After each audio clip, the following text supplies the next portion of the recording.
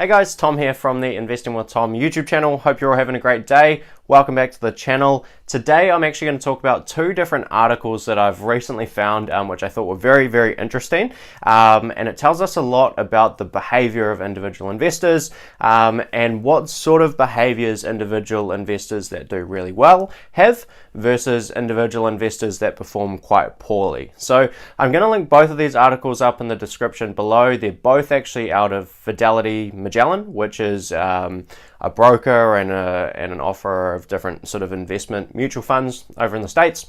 But essentially there's two articles that came out of Fidelity. One of them, they're both a few years old now. The first one is around analyzing which of their clients, which of their sort of individual investors actually perform the best, what's the characteristics of those investors.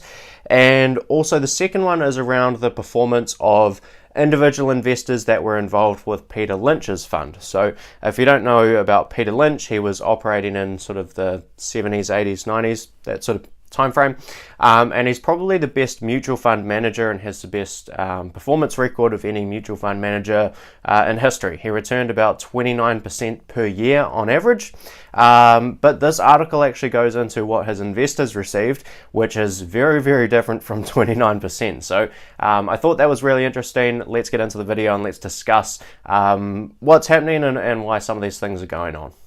So there were two characteristics to investors that performed very well and were consistently in sort of the top 10%, top 20% of Fidelity's individual investors year in, year out. And there's two things here. So the first one is they were either dead, and the second one is they forgot they had an account. And that is really interesting to me. So basically they were people that had pretty much no activity in their accounts. They had bought stocks, they'd passed away, and that account was just left to compound, while different discussions in the family were going on, and they were figuring out where those assets actually get divided up into and that sort of thing. But essentially there was no activity in either of these accounts. Either someone had died or they'd simply forgotten they actually had an investment account with Fidelity. So why do these people perform so much better than individual investors that are trading more actively? And I think there's a couple of things that it really comes down to. And there's one question that I sort of always ask myself before I'm about to go and do a trade or think of making a sort of move in the stock market, that I always run past myself, and I think it's a really useful sort of mental hack. So in terms of why people perform so poorly when they're trading more frequently and why people without transactions perform so much better, I think it really comes down to a couple of things. So the first thing is people like to speculate. People look at something like the stock market as a thing with little symbols that move up and down all the time, something that you can make quick money in, something that you can lose quick money in, and they fall into the trap of getting caught up in the hype of the stock market. And that is that's not a good habit to have. When you really get down into the basics of what the stock market is, you're investing in pieces of individual businesses. And individual businesses do not change that much day to day.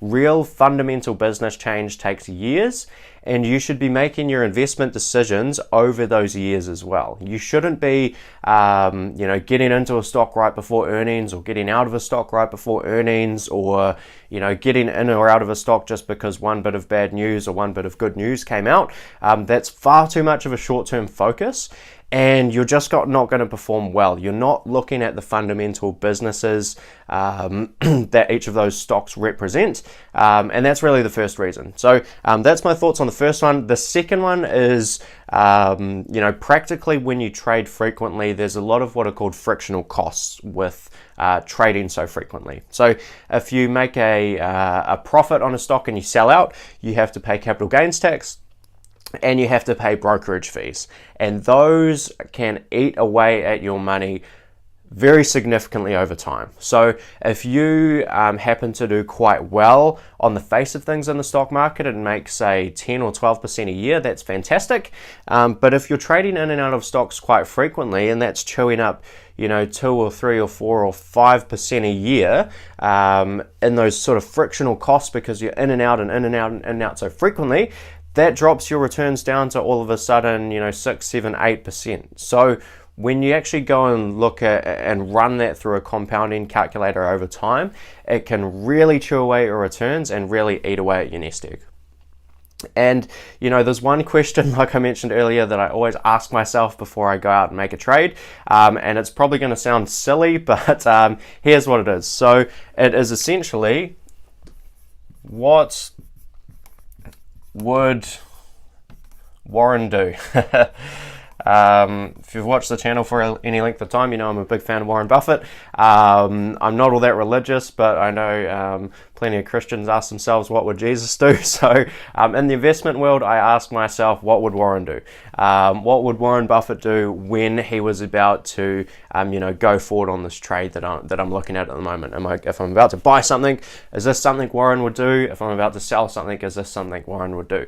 And pretty much all of the time, it's going to stop me from speculating. It's going to make me look at these stocks as businesses and make business decisions. Am I getting a great business at a great price? Am I selling a business at a cheap price and making a poor decision there? Or am I taking profits at a really overvalued price and putting them into something that's cheaper and going to generate higher returns? That's what asking myself that question is going to do, and that's a little mental hack I use. So that's first article. As I say, I've linked it in the description below, so go have a read. I thought that was very interesting. Basically, the less transactions you have, the more likely you are to do well over the long term. When you go out and look at someone like Charlie Munger, I don't think he's bought or sold a stock in about 5 years now, and he's beaten the market, consistently by just holding his Costco stock, his funds, his investment in Lee Lu's fund, and his Daily Journal stock and his Berkshire stock. So that's pretty much all he's got. He's quite concentrated, never has a transaction, continues to kill 90+% of the mutual fund managers out there. So that's first article. Let's get on to the second one around Peter Lynch's fund. So this one is also very interesting. So Peter Lynch, he's one of the greatest investors that's ever lived, really. He's written the timeless classic One Up on Wall Street. Highly recommend reading this if you haven't. But let's talk about how much money he made for investors. So Peter Lynch over his career returned a monstrous 29% per year to investors. Through his fund to the investors we'll get to in a sec. But what seems really crazy to me, and what you'll see again in this article that's linked in the description below, is the average return for the average investor in that fund. They actually lost money. So how does this happen? This seems ridiculous to me. And it really comes down to a couple of different things. And a lot of these themes are pretty similar to what we talked about with the first article, where people are making short-term decisions and they're not making business decisions. Essentially, they are chasing returns. So when Peter Lynch was really cranking out some big numbers, and when Warren Buffett was really cranking out some enormous numbers, they were working with quite small amounts of money. And the simple way that the financial industry is set up and the mutual fund industry is set up is when people are working with quite small dollar amounts, their investment world is a lot bigger. They can invest in pretty much anything. They're not limited to any sort of opportunity by sheer size. If they're only trying to invest $10,000 or $100,000, they can invest in pretty much anything that's out there. If they're investing $1 billion or $10 billion or $100 billion, that chops their universe down to a small, tiny little slither of the pie that they can still invest in. So that's sort of what happened with Buffett. As he grew and became bigger, money simply can't compound at a massive rate over time. So that's why his investment returns have come down over time. With Peter Lynch, people are chasing returns. So they're seeing Lynch do incredibly well, and after he's done incredibly well, then they put a whole bunch of money in. They've failed to get those early returns when Lynch was really going fantastic. And when Peter Lynch had a couple of rough years and the market was down, people pulled a whole bunch of money out of his fund. They were pulling them out at low prices. They were buying high, selling low, and just as Peter Lynch was loading up on absolute bargains when the stock market was low and getting ready to generate monstrous returns out into the future when the market recovered, people were pulling money out, and they didn't go and put money back in until again later on when those prices were back up high and Lynch had made a whole bunch of money again. So they're too busy chasing returns. They're getting caught up in market movements. Again, they're not making business decisions. The more that you can get your brain into a business-like mindset and investing, the better you're going to do. Think of these investments as businesses. I cannot stress that enough. These are not stocks that move up and down. Just because the stock market crashes doesn't mean that the underlying business performance has changed. If it hasn't changed, you should be absolutely loading up the truck with anything, all the shares you can get your hands on in these great businesses. Go and sell your couch and buy some more shares in these businesses if prices get really, really low, because you'll be able to buy 20 couches once it's corrected in extreme cases. So, cannot stress that enough. Make business decisions. Don't get caught up in the hype. Stop watching CNBC. Stop reading all these ridiculous articles from 100 analysts a day, from the bears and bulls and whatever they like to call them on Wall Street. Make business decisions, look at the facts, invest for the long term, and you can't help but do well. So that was a bit of a rant, and I hope I didn't lose a whole bunch of people on that one. But those are my thoughts, and those are a couple of reasons why individual investors tend to perform quite poorly, unfortunately.